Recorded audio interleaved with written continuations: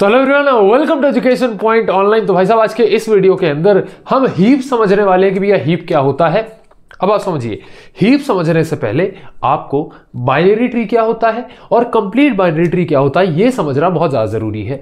तो हम पहले binary tree, complete binary tree अच्छे से समझेंगे कि भैया जितना हीप के लिए ज़रूरी है हीप समझने के लिए उतना समझेंगे। उसके बाद हम हीप पे बढ़ेंगे और हीप क्या होता है, मेमोरी में कैसे रिप्रेजेंट होता है, ये सारी चीज़ें जो है हम समझ रहे होंगे। तो शुरुआत करते हैं भैया अपने बाइनरी ट्री से। तो जो बेटा आपकी बाइनरी ट्री होती है, जैसा कि नाम बता रहा है, बाइनरी का मतलब होता है दो। अब ट्री कैसी दिखती है? अगर आपने आज तक ट्री नहीं देखी है तो बेटा ट्री ऐसी कुछ दिखती है कि ट्री के अंदर होते हैं बहुत सारे नोड्स और हर नोड और कुछ नोड्स से कनेक्टेड होता है। ये जो नोड्स होती है इनके अंदर हो डेटा। तो इस नोड के अंदर डेटा क्या है? ए। इस नोड के अंदर डेटा क्या है? बी। इस नोड के अंदर डेटा क्या है? सी। अब फर्दर इस नोड की और नोड से कनेक्टेड कर दो, इसको और नोड से कनेक्टेड कर दो। ठीक है, तो ये भैया आपकी एक ट्री लाइक स्ट्रक्चर बन गया। एक और नोड बना देते हैं यहां एफ। ये आपका एक ट्री स्ट्रक्चर बन गया। अब बाइनरी का मतलब क्या है? ये तो ट्री है भैया, लेकिन ये बाइनरी ट्री है या नहीं ये कैसे पता लगेगा? बाइनरी ट्री में हर नोड के एट मैक्स, मैंने कहा एट मैक्स 2 चाइल्ड होते हैं। अब ये भैया चाइल्ड क्या होते हैं? देखो ये आपके दादाजी, नहीं भैया ये दादाजी तो नहीं है, समझ लो ये आपके दादाजी के दो बच्चे, आपके पापा और आपके बड़े पापा। ठीक है, आपके पापा से आए आप और आपके बड़े पापा के फर्दर 2 बच्चे हैं। तो ये आपके बड़े वाले भैया, ये आपके छोटे वाले भैया, ठीक है, या छोटी वाली दीदी। तो ये एक फैमिली ट्री हो गया। क्या? फैमिली ट्री में सबसे ऊपर है ग्रैंडफादर, फिर है आपके फादर और आपके अंकल, और फिर है भैया आप। तो हम कहेंगे कि D is the child of B. तो बी कौन हुआ? बी हुआ पेरेंट। ठीक इसी तरीके से A is the parent of B and C child of A. कहने का मतलब क्या है कि एक ट्री के अंदर पेरेंट चाइल्ड रिलेशनशिप होता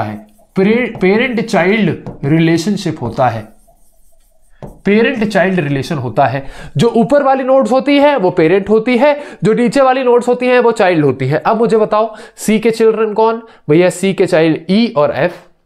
ई के पेरेंट कौन? ई के पेरेंट सी। भैया एफ के पेरेंट कौन? सी। सी के पेरेंट कौन? ए। बी के पेरेंट कौन? ए। ठीक है। ए के चाइल्ड कौन? भैया बी और सी। ठीक है भैया।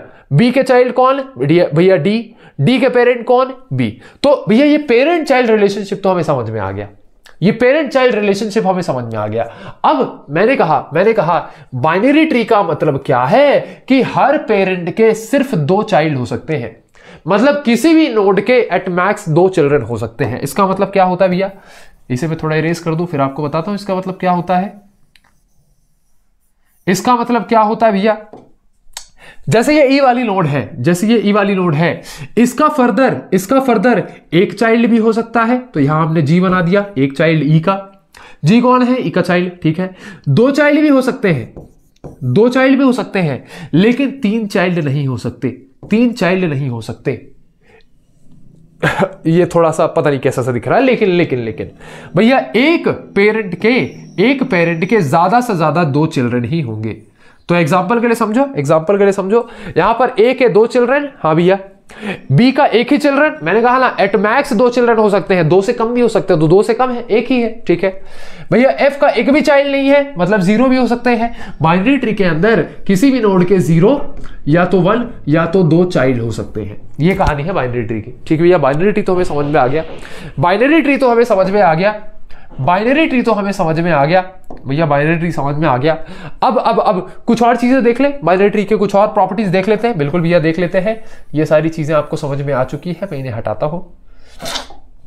अब भाई मतलब ट्री के अंदर बेसिकली लेवल्स होते हैं, तो ये जो ए है ये लेवल 1 है, ये लेवल 1 है, ये जो बी और सी है ये एक लेवल पर है ना, तो हमने कह दिया ये लेवल 2 है, ये लेवल 2 है। ये डी ई एफ है ना, इसे हमने कह दिया लेवल 3 है, इसे हमने कह दिया लेवल 3 है। फिर ये जो एच और जी है हमने कह दिया भैया ये लेवल 4 है। अब इनके कुछ चाइल्ड होते या इनके कुछ ऐसे चिल्ड्रन होते तो हम कह देते कि भैया ये लेवल 5 पे है।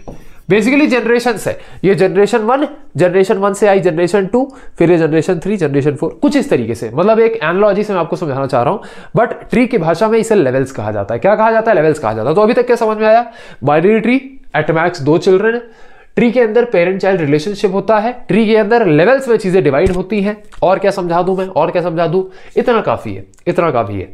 अब भैया जब आपको बाइनरी ट्री समझ में आ चुका, एग्जाम के अंदर आपको नहीं पूछा जाएगा कि बाइनरी ट्री क्या होता है, एग्जाम के अंदर आपसे पूछा जाएगा हीप क्या होता है। ठीक है, तो अब हीप समझने के लिए बाइनरी ट्री आपको समझना जरूरी था।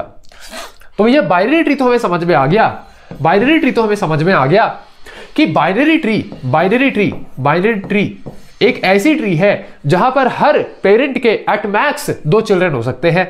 तो क्या बी का यहां अगर मैं एक चाइल्ड बना सकता हूं तो कोई दिक्कत है क्या? नहीं भैया कोई दिक्कत नहीं है।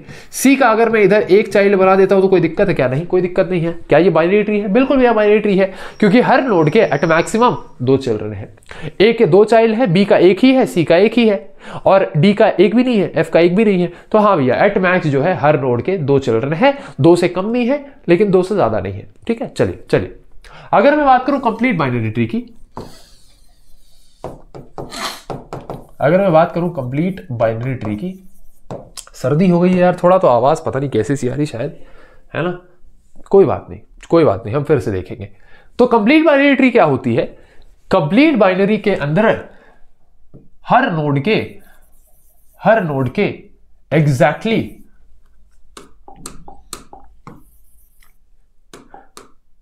हर नोड के एग्जैक्टली 2 चिल्ड्रन होते हैं। हर नोड के एग्जैक्टली 2 चिल्ड्रन होते हैं। इसका मतलब क्या होता है? कंप्लीट बाइनरी ट्री के अंदर किसी भी नोड के एक चिल्ड्रन नहीं हो सकते, किसी भी नोड के एक चिल्ड्रन नहीं हो सकते। या तो होंगे तो 2 होंगे, या फिर एक भी नहीं होंगे, या तो होंगे तो 2 होंगे या फिर एक भी नहीं होंगे। चलिए भैया बाइनरी ट्री हम थोड़ा बना के देखते हैं। मान लीजिए ये कुछ लिस्ट है A B C D E F G H। मान लीजिए इन डेटा वैल्यूज को यूज करके हमें इनका एक कंप्लीट बाइनरी ट्री बनाना है। अब इनका कंप्लीट बाइनरी ट्री हम बनाने के लिए भैया A से शुरू करेंगे और बाकी H तक जाएंगे। ठीक है, H तक जाएंगे। तो पहले हमने A बनाया, ठीक है भैया, ठीक है, समझ में आ गया। फिर हमने B हमें फिर भैया B ट्री के अंदर इंसर्ट करना है। समझो जब आप B इसके अंदर डालोगे तो यहां आ गया B, यहां आ गया B। क्या ये कंप्लीट बाइनरी ट्री है? नहीं भैया, ये एक कंप्लीट बाइनरी ट्री नहीं है। क्यों? क्योंकि A का सिर्फ एक चाइल्ड है, यहां पर 2 चाइल्ड होने चाहिए थे। 2 चाइल्ड नहीं है मतलब ये कंप्लीट बाइनरी ट्री नहीं है। अब आया सी को मैंने यहां इंसर्ट कर दिया, सी को मैंने यहां लगा दिया। क्या ये कंप्लीट बाइनरी ट्री बन चुका है? बिल्कुल भैया कंप्लीट बाइनरी ट्री बन चुका है। मैंने कहा हर नोड के 2 चिल्ड्रन होने चाहिए, बस ये जो लास्ट लीफ नोड्स है ना, ये जो लास्ट नोड्स होती है इन्हें हम लीफ नोड्स कहते हैं। तो यहां पर लीफ नोड कौन कौन सी? 1 2 3, ये सारी लीफ नोड्स है। क्या है बेटा? Leaf nodes. तो ये जो लास्ट लेवल वाली नोड्स होती है लीफ नोड्स होती है। लीफ नोड के चिल्ड्रन जो है वो 0 हो सकते हैं। बस लीफ नोड में बस बड़ा थोड़ा सा छूट दे रखे हैं कि लीफ नोड में जो है जो चिल्ड्रन है वो 0 हो सकते हैं। ठीक है भैया, ठीक है, ये चीज हमें समझ में आई, तो अभी तक जो है ये हमारा एक कंप्लीट बाइनरी ट्री है। अगर मैं बात करूं डी की, तो क्या मैं डी को यहां इंसर्ट कर सकता हूं? नहीं। जब भी आप एक कंप्लीट बाइनरी ट्री बनाएंगे, तो आपको इंसर्शन या उसके अंदर एक नई नोड को जोड़ना हमेशा लेफ्ट से करना है। ठीक है, तो भैया ये बी का लेफ्ट नोड हम सबसे पहले यहां डी डालेंगे। फिर अगर हमें ई डालना है तो अब यहां पर हम ई डालेंगे। ठीक है, फिर अगर हमें एफ डालना है तो अब यहां पर भैया ज्यादा, अब ई से यहां तीसरी नोड नहीं बनाई जा सकती, तो यहां पर हम सिंपली क्या करेंगे? सी की एक नोड बना देंगे, एफ। और अब एफ के बाद आता है जी, तो जी यहां पर लगेगा। G यहां पर लगेगा। मतलब एक कंप्लीट, अब ये कंप्लीट बाइनरी ट्री है, अब ये एक कंप्लीट बाइनरी ट्री है। यस भैया, ये एक कंप्लीट बाइनरी ट्री है। तो भैया मुझे आप एक चीज बताओ, मुझे आप एक चीज बताओ, क्या ये एक कंप्लीट बाइनरी ट्री है?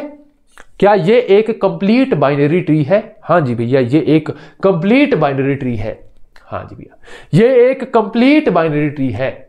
भैया यहां पर तो इसके नोड्स ही नहीं है। मैंने कहा ना, ये लीफ नोड है ना, लीफ नोड का एक भी नोड ना हो तो भी चलेगा, लीफ नोड के नीचे एक भी नोड ना हो तब भी चल रहा होगा। ठीक है। अब भैया मुझे आप एक चीज बताइए, क्या ये भी कंप्लीट बाइनरी ट्री है? सी के नीचे क्या लगा दूं यार, ई के बाद एफ आता है। क्या ये भी एक कंप्लीट बाइनरी ट्री है? हाँ जी भैया, ये एक कंप्लीट बाइनरी ट्री है। लेकिन भैया सी का तो सिर्फ एक ही नोड है, फिर ये कंप्लीट बाइनरी ट्री क्या हुआ, कैसे हुआ? मैंने कहा अगर ये जो नोड है ये कुछ ऐसे लगा होता, ये कुछ यहां पर लगा होता, मतलब इसका लेफ्ट चाइल्ड खाली है लेकिन इसके राइट चाइल्ड में एक नोड है, तब ये एक कंप्लीट बाइनरी ट्री नहीं होता। लेकिन क्योंकि भैया ये ऐसे लेफ्ट चाइल्ड में लगा हुआ है, तो ये कंप्लीट बाइनरी ट्री है। कहने का मतलब क्या है कि एक कंप्लीट बाइनरी ट्री के अंदर जब भी एक नई नोड जुड़ती है तो वो टॉप टू बॉटम जुड़ती है। अभी सिर्फ और सिर्फ समझो, ठीक है, पेन कॉपी नीचे रख दो, समझो। और लेफ्ट टू राइट जुड़ती है, लेफ्ट टू राइट जुड़ती है। तो पहले हमने यहां ए में बी और सी डाला, फिर हमने बी में डी और ई रखा, ठीक है भैया। फिर सी को हमने यहां पर रखा, सी के चाइल्ड को एफ को हमने यहां पर रखा। तो हमने लेफ्ट से इंसर्शन किया ना, तो ये प्रॉब्लमेटिक नहीं है। दोबारा एक बार करके देखें भैया। सी के बाद क्या है, डी। अब अगर डी को मैं यहां इंसर्ट कर दूं, तो ये एक कंप्लीट बाइनरी ट्री नहीं है, क्योंकि हमने एज लेफ्ट एज पॉसिबल से इंसर्शन नहीं किया। भैया लेफ्ट में यहां पर बी के 2 चिल्ड्रन खाली थे, लेकिन हमने डायरेक्ट सी में इंसर्शन किया, तो ये कंप्लीट बाइनरी ट्री नहीं है। लेकिन अगर हम यहां बी के नीचे यहां पर डी को इंसर्शन करते हैं तो ये एक कंप्लीट बाइनरी ट्री है। क्यों? क्योंकि भैया हमने टॉप टू बॉटम इंसर्शन किया, मतलब यहां बॉटम में इंसर्शन कर रहे हैं और लेफ्ट टू राइट इंसर्शन कर रहे हैं, मतलब लेफ्ट मोस्ट जगह पर जहां जगह खाली है वहां हमने इंसर्शन किया। अब अगर मुझे ई को इंसर्ट करना होगा तो मैं कहां पे इंसर्ट करूंगा? क्या मैं यहां सी के नीचे इंसर्ट करूंगा? नहीं भैया, बी के नीचे जगह खाली है तो आप पहले इस जगह को फिल करेंगे, उसके बाद आप सी पे जाएंगे। तो क्या ये कंप्लीट बाइनरी ट्री है? बिल्कुल। इंसर्शन हमेशा लेफ्ट से करो, आप लेफ्ट टू राइट जाओ, ठीक है। यहां पर डी के लिए लेफ्ट में जगह खाली थी तो लेफ्ट में हमने किया इंसर्शन, लेफ्ट के बाद यहां पर जगह खाली तो यहां इंसर्शन किया। अब अगर हमें एफ इंसर्ट करना होगा तो एफ हम यहां इंसर्ट नहीं करेंगे, एफ को हम यहां इंसर्ट करेंगे, यहां एफ इंसर्ट होगा। फिर अगर हमें जी इंसर्ट करना है तो अब हम यहां पर जी को इंसर्ट करेंगे, लास्ट में अगर हमें एच इंसर्ट करना है, अगर हमें इस ट्री के अंदर इस एच नोड को डालना है तो हम यहां पर कहीं भी इंसर्शन नहीं करेंगे, लेफ्ट में, एकदम लेफ्ट में यहां एच को इंसर्ट कर देंगे। क्या आपको फंडा समझ में आया कि भैया कंप्लीट बाइनरी ट्री कैसी दिखती है? ऐसी दिखती है। और कंप्लीट बाइनरी ट्री के सिर्फ रूल्स है। क्या है? रूल्स, कि भैया कंप्लीट बाइनरी ट्री में जब भी एक नई नोड इंसर्ट होगी वो एज लेफ्ट एज पॉसिबल में इंसर्ट होगी, क्या मेरी बात समझ में आई? तो यहां पर ज्यादा आपको कंप्लीट बाइनरी ट्री रटना नहीं है, आपको बस समझना है कि भैया कंप्लीट बाइनरी ट्री कैसी होती है, ठीक है। अब बढ़ते हैं भैया हम अपने हीप पर। अगर मैं आपको कहूं कि जो कंप्लीट बाइनरी ट्री है यही एक हीप होती है। क्या होती है? एक हीप होती है। क्या होती है? एक हीप होती है। तो क्या हम हीप बनाए? चलिए भैया एक हीप बना के देख लेते हैं। अब क्योंकि आपको पता है कि एक हीप एक कंप्लीट बाइनरी ट्री होती है, तो क्या यहां पर हम एक हीप बनाएं? बिल्कुल भैया एक हीप बनाते हैं। हीप भी ट्री ही होती है, ठीक है, इतना घबराने की जरूरत नहीं है। हीप भी एक ट्री होती है, बस हीप में एक और एक्स्ट्रा फैक्टर जुड़ जाता है, ऑर्डर का। तो ये ऑर्डर वाला फैक्टर नेक्स्ट वीडियो के अंदर डिस्कस करेंगे, आज ज्यादा बर्डन नहीं लेंगे। आज सिर्फ समझेंगे कि हीप क्या होती है, कैसी होती है, मेमोरी के अंदर कैसी दिखती है, ये सारी चीजें। तो अगर मैं एक हीप बनाऊं, तो भैया क्या यहां पर मैंने एक लेट अस सपोज नंबर 14 को इंसर्ट कर दिया, तो ये 14 हमारी पहली नोड हुई। अब वहां अभी हम एबीसीडी कर रहे थे, अब नंबर्स पे आ गए है ना, नंबर्स ऐड कर रहे हैं। अब अगर मुझे मान लीजिए यहां 12 इंसर्ट करना है, तो 12 को हमने एज लेफ्ट एज पॉसिबल में इंसर्ट किया। फिर मान लीजिए मुझे 11 को इंसर्ट करना है, तो 11 को हमने यहां पर इंसर्ट किया, ठीक है भैया।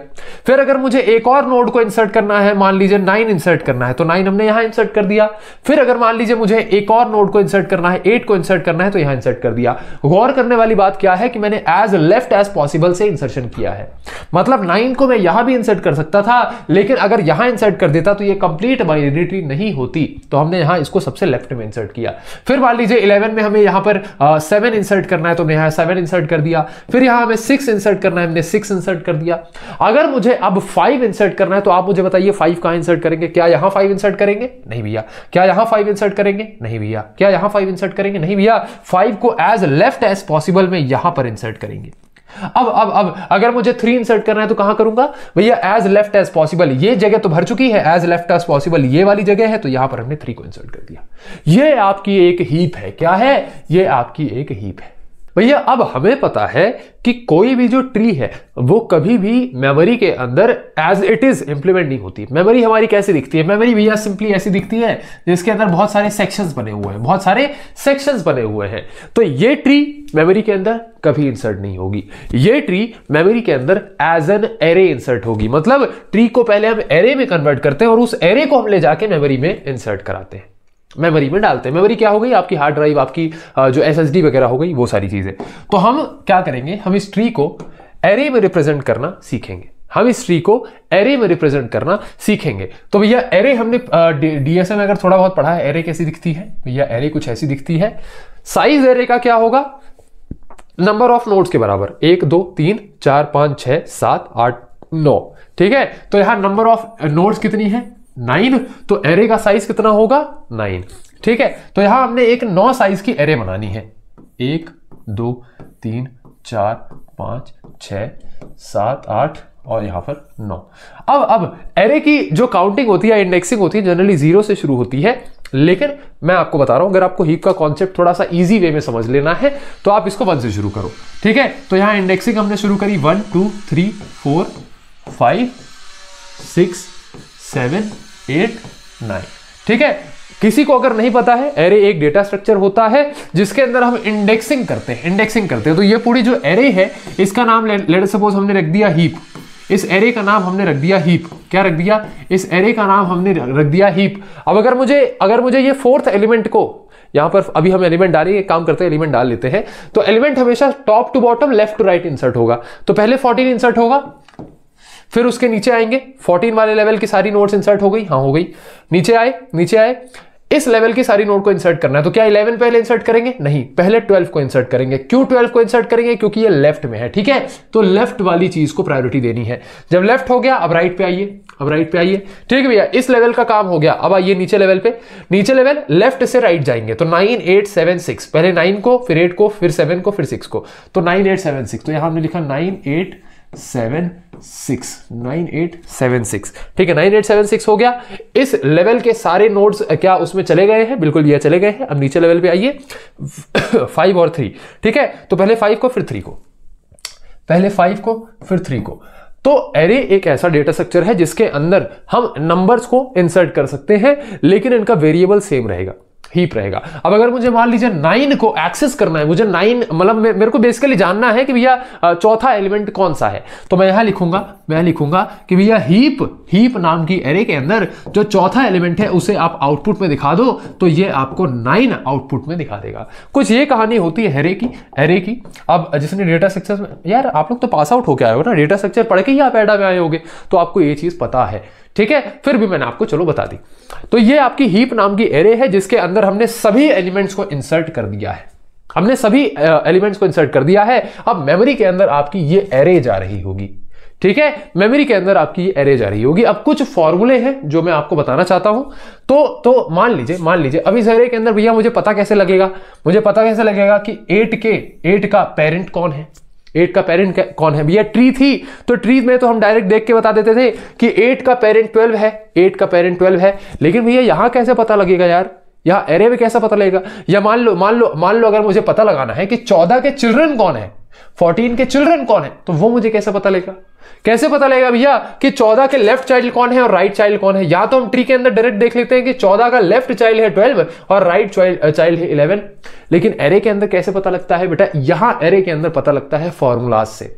किसकी मदद से? फॉर्मूला की मदद से पता लगता है। तो भैया ये पता कैसे लगता है? फॉर्मूला क्या होता है? देखिए, किसी भी एलिमेंट का अगर आपको लेफ्ट चाइल्ड पता करना है, किसी भी एलिमेंट का आपको लेफ्ट चाइल्ड पता करना है, तो वहां फॉर्मूला यूज होता है i into two, i into two, ठीक है, i इंटू टू। अगर राइट चाइल्ड पता करना है, राइट चाइल्ड पता करना है, तो उसका फॉर्मूला होता है i इंटू टू प्लस 1, ठीक है। अगर पेरेंट पता करना है, लेट सपोज मुझे पता करना है 8 का पेरेंट कौन है, तो यहां पर मैं पेरेंट के लिए फॉर्मूला लगाऊंगा, पेरेंट के लिए फॉर्मूला लगाऊंगा i/2 और इसकी फ्लोर वैल्यू, इसकी फ्लोर वैल्यू। तो भैया ये चीजें जो है हमें समझ में नहीं आई, ये चीजें जो है हमें समझ में नहीं आई कि ये फ्लोर वैल्यू क्या और हिसाब किताब, मतलब अपना लेफ्ट राइट कैसे, ये फॉर्मूला क्या है, व्हाट इज दिस। तो हम इसको एग्जांपल से समझते हैं प्रॉपर, ठीक है, एग्जांपल समझते हैं। तो एग्जांपल के लिए पहले हम एक काम करेंगे, इन सभी चीजों को थोड़ा इरेज कर देंगे, इन सभी चीजों को जो है थोड़ा सा हम बेटा इरेज कर देंगे। तो इसको मैंने थोड़ा छोटा कर दिया, जगह बनाएंगे ना, इसे हमने थोड़ा सा छोटा कर लिया, यहां पर कर दिया, यहां पर, ठीक है। तो ये एरे को हमने उठाया और इसे भी हमने थोड़ा छोटा कर लिया और इसे लेट सपोज हमने यहाँ रख लिया, ठीक है।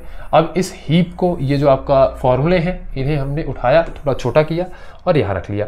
कोई दिक्कत? यहाँ तक कोई समस्या नहीं भैया, यहाँ तक कोई भी समस्या हमें नहीं हो रही है, यहाँ तक कोई भी समस्या हमें नहीं हो रही है। अब यहाँ पर आई क्या है? आई क्या है? मान लो मुझे 8 का पेरेंट निकालना है, मुझे 8 का पेरेंट निकालना है। तो आई क्या हुआ? आई क्या हुआ? 8 का इंडेक्स, 8 का इंडेक्स। तो 8 का इंडेक्स क्या है? 5। अब मुझे 8 का पेरेंट निकालना है, तो मैं फॉर्मूला पेरेंट वाला लगाऊंगा, मैं फॉर्मूला पेरेंट वाला लगाऊंगा कि parent of I, parent of I कौन? आई कौन है? 8, मतलब आई इंडेक्स पे कौन है? 8। तो भैया कंफ्यूज मत होना, आई आपका इंडेक्स नंबर है और 8 आपकी एक्चुअल वैल्यू है। तो मैंने कहा पेरेंट ऑफ आई मतलब 5 नंबर इंडेक्स पे जो वैल्यू है उसका पेरेंट कौन से इंडेक्स पे रखा है, वो मुझे इस फॉर्मूले से निकलेगा। तो ये फॉर्मूला क्या है? i/2, i/2 और इसका फ्लोर वैल्यू। अब ये फ्लोर क्या होता है मैं समझाता हूं, रुको। अब 5, आई की वैल्यू कितनी है? 5। मैंने यहां कहा 5/2 और इसका फ्लोर वैल्यू, इसका फ्लोर वैल्यू ये कितना निकल के आ रहा है भैया? 5/2 होता है 2.5, भैया 5/2 होता है 2.5, लेकिन इसका फ्लोर निकालना है। देखो आपको पता है कि जब हम एरे में डील कर रहे हैं तो इंडेक्सेस कभी भी पॉइंट में नहीं होते, इंडेक्स हमेशा स्ट्रेट इंटीजर वैल्यूज में होते हैं, या तो 1 2 3 4 होंगे या फिर भैया 6 7 8 9 होंगे, कभी भी पॉइंट में नहीं होंगे। क्या 1.5 को इंटीजर होता है, इंडेक्स होता है? नहीं होता है भैया। तो यहां इंडेक्स कभी भी पॉइंट में नहीं होगा। तो पेरेंट का इंडेक्स हमें पता करना था ना, तो पेरेंट का इंडेक्स पॉइंट में कैसे हो सकता है? तो यहां पर हम भैया फ्लोर वैल्यू लेते हैं। फ्लोर का वैल्यू, फ्लोर वैल्यू का मतलब क्या होता है?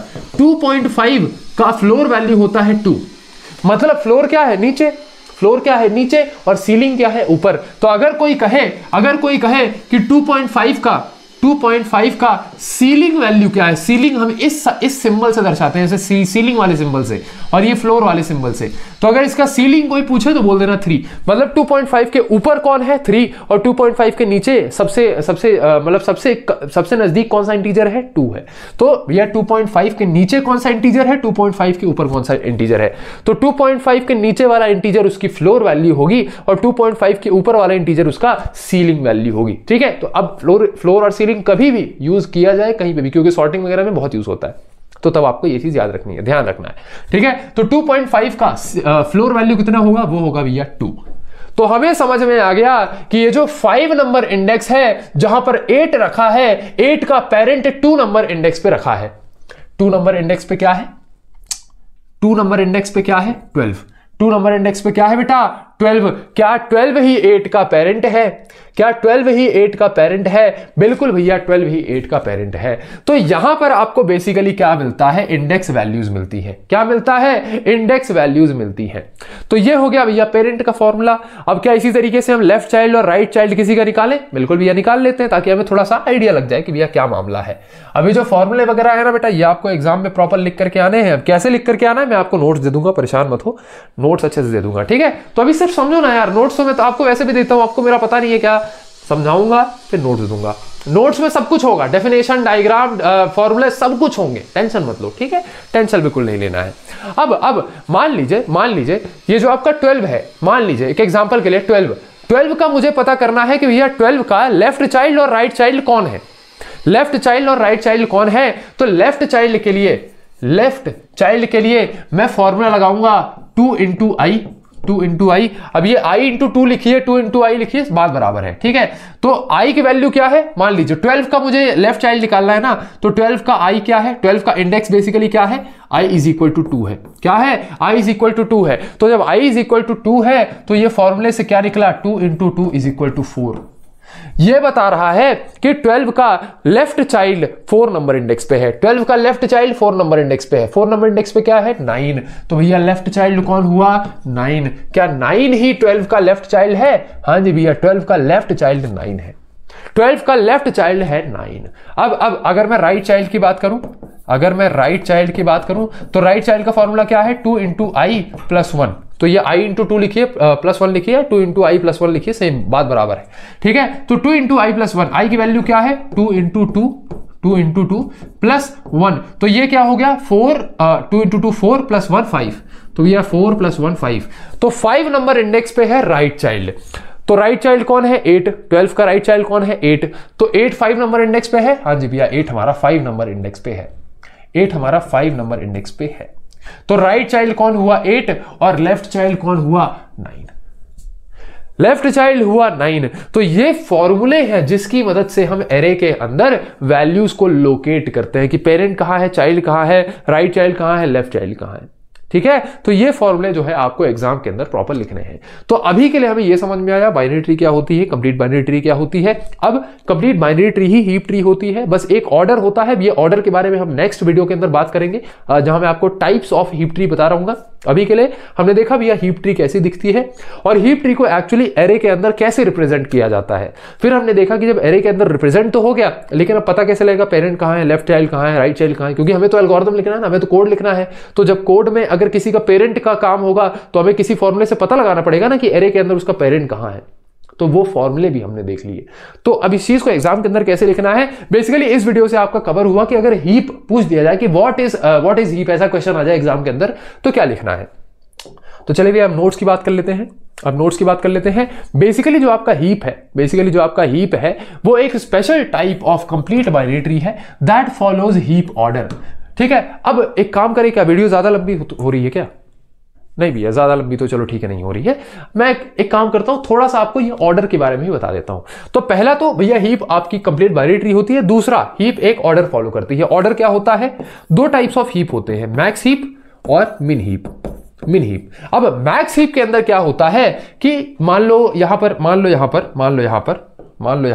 ये जो एग्जांपल मैंने आपको बताया, इसमें हर पेरेंट अपने चाइल्ड से बड़ा है, मतलब 14 की जो वैल्यू है वो अपने चिल्ड्रन से बड़ी है। देखो 14 12 और 11 से बड़ा होता है क्या, बिल्कुल भैया। क्या 12 के चाइल्ड इससे छोटे हैं, हाँ जी भैया। 9 और 8 भैया 12 से छोटे होते हैं। क्या भैया 9 के जो चाइल्ड हैं वो इससे छोटे हैं, हाँ भैया। 5 और 3 इससे छोटे हैं। बेसिकली क्या होता है, चिल्ड्रन जो है वो छोटे होंगे, पेरेंट जो है वो बड़े होंगे। ये तो हमेशा ही सृष्टि का नियम है। लेकिन भैया आप यहां पर समझिए कि मैक्स हीप के अंदर एक पर्टिकुलर ऑर्डर फॉलो होता है कि पेरेंट हमेशा छोटे होंगे और जैसे जैसे आप लेवल में नीचे आएंगे वैसे वैसे वैल्यूज घटती जाएंगी। तो लेवल के ऊपर वाली वैल्यूज बड़ी होती है, लेवल के नीचे वाली वैल्यूज छोटी होती हैं। तो यहां पर क्या एक ऑर्डर फॉलो हो रहा है, बिल्कुल भैया ये एक ऑर्डर फॉलो हो रहा है कि जैसे जैसे आप लेवल में नीचे आएंगे वैसे वैसे वैल्यू घटती जाएगी, जैसे जैसे आप लेवल में नीचे आएंगे वैसे वैसे वैल्यू घटती जाएगी। इसी को हम कहते हैं कि एक ऑर्डर में जो है वैल्यूज रखी हुई हैं।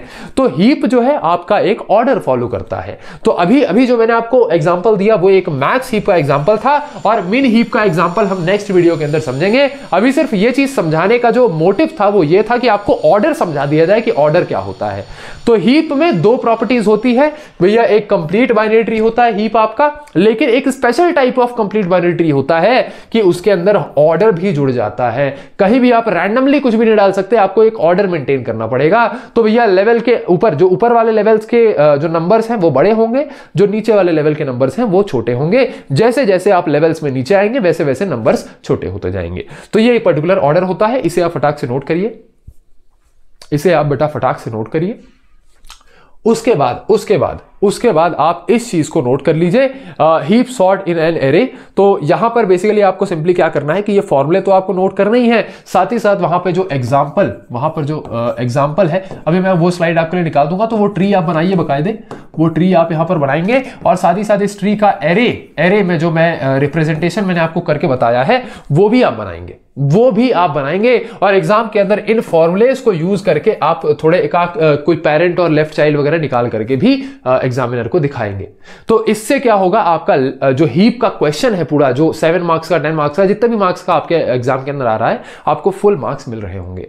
तो आपको सिंपली यहां पर हीप सॉर्ट इन एरे प्रॉपर दिखाना है, हीप इन एरे, अबे हीप सॉर्ट नहीं, हीप इन एरे यहां पर दिखाना है, ठीक है। तो इन फॉर्मूलाज को आप नोट करिए, साथ ही साथ आप बेटा इस चीज को भी नोट कर लीजिए। तो यहां पर आपको पहले ये ट्री बनाना है, ट्री दिखाना है कि ट्री को एरे में ऐसे रिप्रेजेंट करेंगे, और फिर ये कुछ फॉर्मूलाज वगैरह लगा के आपको कुछ किसी का पेरेंट निकाल देना, किसी का लेफ्ट चाइल्ड, किसी का राइट चाइल्ड निकाल देना। जैसे यहां पर मैंने 8 का पेरेंट निकाल के दिखाया ना, फिर मैंने 12 का लेफ्ट चाइल्ड और राइट चाइल्ड निकाल करके दिखाया। तो इस तरीके से कुछ आपको एग्जाम में लिखना है, ठीक है।